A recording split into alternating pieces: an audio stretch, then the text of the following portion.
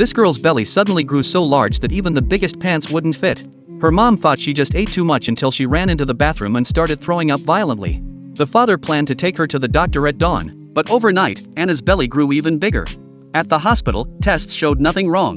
The doctor said it was indigestion, and Christy finally relaxed. Late at night, Anna's screams woke her mother.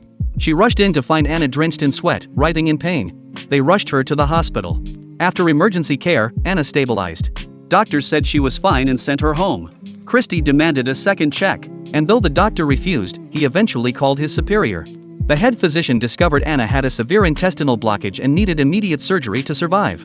The operation was a success, but there was a bigger problem. Anna's intestines had lost their ability to function, and she could no longer eat on her own. She would need a feeding tube indefinitely. As Christy and her husband were overwhelmed with despair, the physician told them there was an expert abroad researching this condition. Christy decided to find that doctor.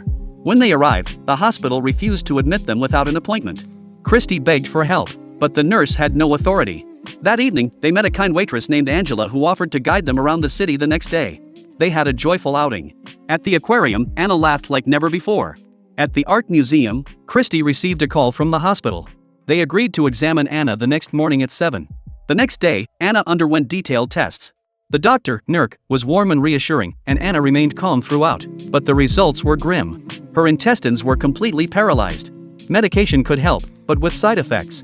She would need weekly checkups. From then on, they traveled back and forth to the hospital every week. To afford the flights and treatment, they sold their motorcycle and horses. But Anna's progress was slower than expected. She couldn't sleep from the pain and began to resist the treatment. At that point, her father brought the rest of the children to the hospital. They came to take Anna home. Back home, Anna sat quietly outside every day.